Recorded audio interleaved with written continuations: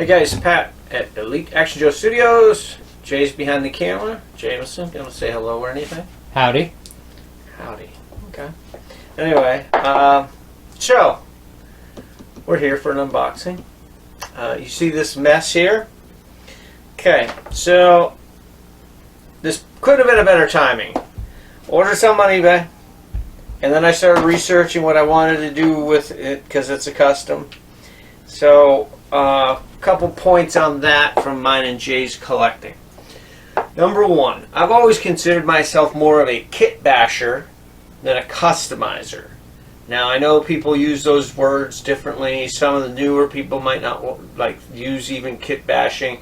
I've always thought of myself as a kit basher. It's just when you use what's available, you take uniforms from one series and mix and mend, and yeah, that does make a custom figure. But when I started doing that, I just always called it kit bashing. I noticed that Jeff on Skunkworks used the kit bashing in one of his last couple videos, but because for me, customizers are those guys like Cody that can, take this and make a tank out of it. But they can MacGyver it.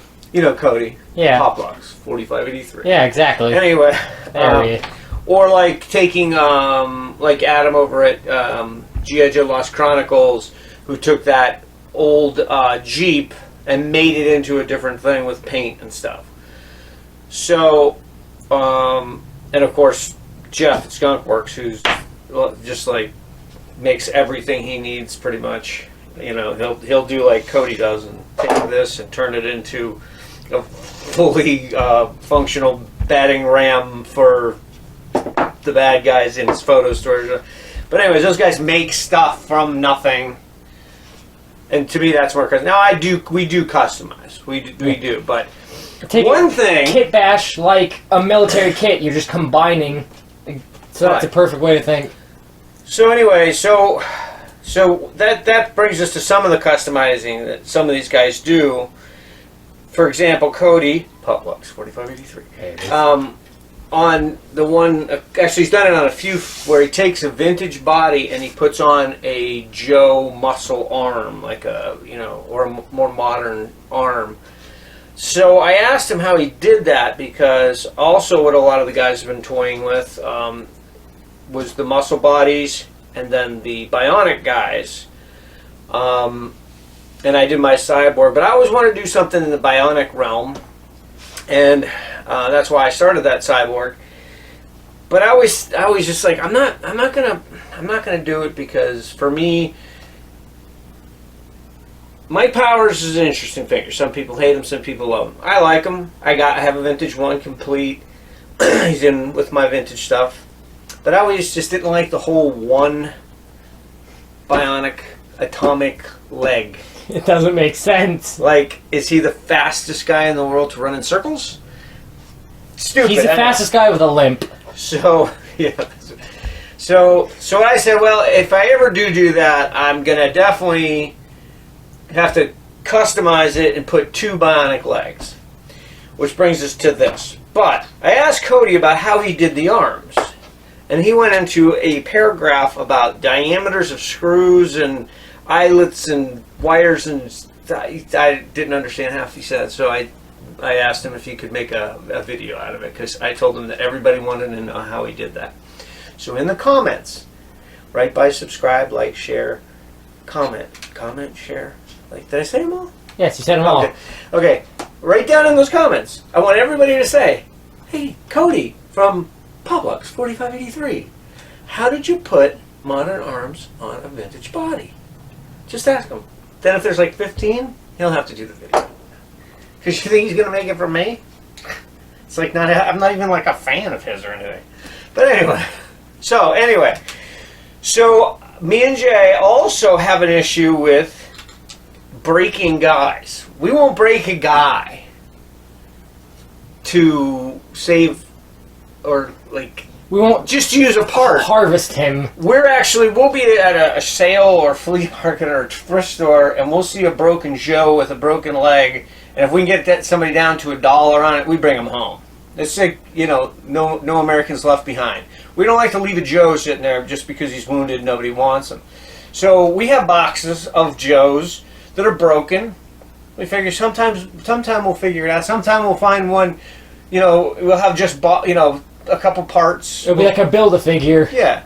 So we've saved parts and stuff, but I needed 2 matching arms. So I actually dug up some of our stuff. And I started taking it apart because they were headless. Once they're headless to me, it's just a body. Now it's just scrap. Now you can Frankenstein.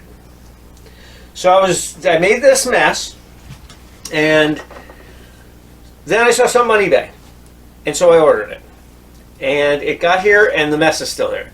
So what I was trying to do is trying to figure out some arms.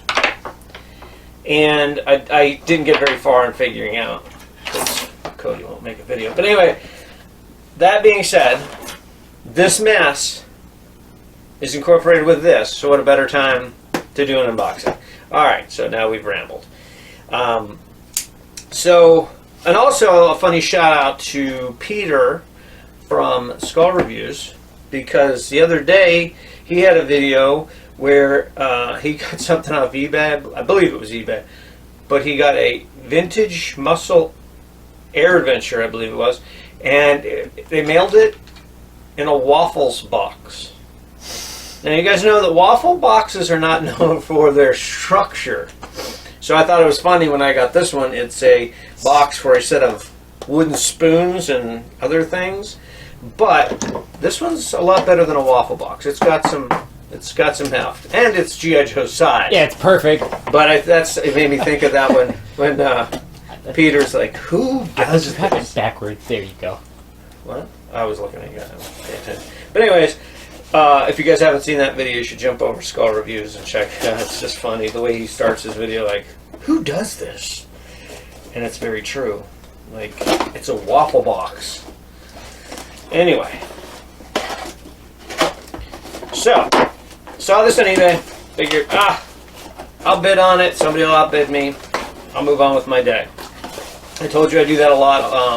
Usually on 99-cent auctions, I'll just be like, "Yeah, man, I'll take that for 99 cents." And might as well take a one shot out of and leave 100 it. times, nobody bids, or it ends at some weird time and people forget about it or whatever. So I saw this, and I said, I have to have that. And I can only assume that it's a custom project somebody started, but here he is. Exactly what I needed. Ta-da! I think I got a pretty good deal. It was $19.99 with $9 shipping. So, that being said, the only problem I'm seeing, where's his bionic feet? well, now you're just nitpicking. Anyway, he's really clean. He's